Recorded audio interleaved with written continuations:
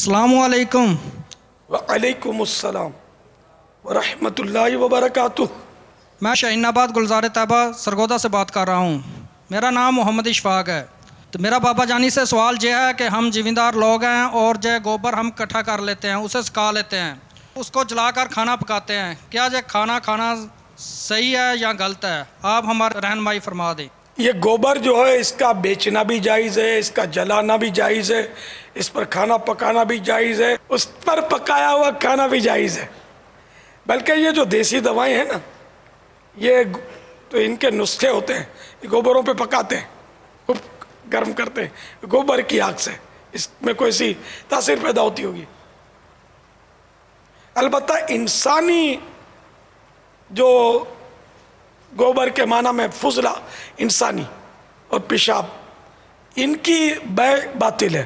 اس کا بیچنا جو ہے نا، اس کی شریعت میں اجازت نہیں ہے۔ یہ کھیتوں میں یہ بھی بکتے ہیں یہ چیزیں، تو یہ بیچنے کی اجازت نہیں ہے۔ یہ بیع باطل، یہ ناجائز ہے، حرام ہے نا۔ تو یہ بیع باطل ہے جو کہ ناجائز اور حرام ہے۔ انسانی فضلے، پیشاب وغیرہ کی، خون، انسانی بال، یہ بھی نہیں بیچ سکتے، یہ بھی جائز نہیں ہے۔ نہ انسانی یہ چیزیں بیچی جا سکتی ہیں، انسانی بال یہ کھا بھی نہیں سکتے، اس کا کھانا بھی حرام ہے، دوا میں بھی نہیں ڈال سکتے۔ انسانی بال منہ میں آ گیا تو اب بولم نکلتا نہیں، نگل لوں تو گناہ گار ہوں گے۔ اس کو نکالیں، اپنا بال جیسے آ گیا نکالیں، اپنا یا کسی کا بھی بال کھا نہیں سکتے۔ ہاں، بال کا دھلا ہوا پانی پی سکتے ہیں۔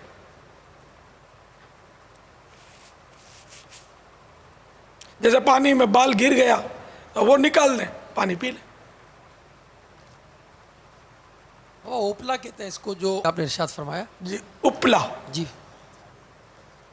اور اس کے اندر بابا بعض جو ہیں وہ جلا کر کشتے بنائے جاتے ہیں، جو حکمت کا فرما رہے تھے بابا، دوائیاں وغیرہ جو ہیں۔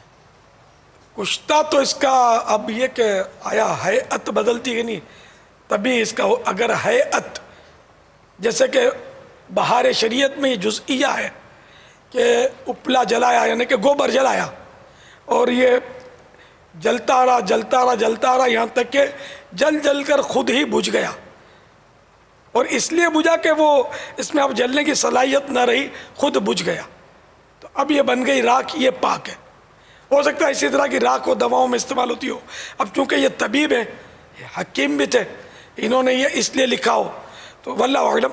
تو یہ اپلا جلتے ہوئے جب خود بجھ کر راکھ رہ گیا، یہ پاک۔ اگر بجھائی، اپلا جلتا بجھایا اور اب جو راکھ بچی، یہ ناپاک۔ تو اگر وہ کیفیت اس میں پائی جائے کہ بالکل اس کی ماہیت بدل چکی، تب ہی جائز ہوگا، ورنہ حرام۔ یہ سارے احکام، کپڑے پاک کرنے کا طریقہ، ماں نجاستوں کا بیان جو امیر اہل سنت کا رسالہ مکتبۃ المدینہ نے شائع کیا ہے، اس کے صفحہ نمبر 12 پر موجود ہے۔ اور یہ جو باپا فرما رہے ہیں، ماشاءاللہ یہ معلومات اور بھی بہت ساری معلومات اس رسالے میں ہیں۔ اس رسالے کو حاصل کیجئے، dawatIslami.net ویب سائٹ سے ڈاؤن لوڈ بھی کر سکتے ہیں۔ سارے احکام نہیں ہیں، کچھ احکام ہیں۔ جی باپا، کچھ احکام جو آپ نے بیان، مزید چاہے تو بہار شریعت میں اس میں بھی سارے نہیں ہیں، مزید پھر علماء سے رجوع کریں۔ علماء بھی تو ہماری رہنمائی کے لیے تشریف رکھتے ہیں نا، دارالفتاء اہل سنت۔ صلو علی الحبیب صلی اللہ تعالی علی محمد۔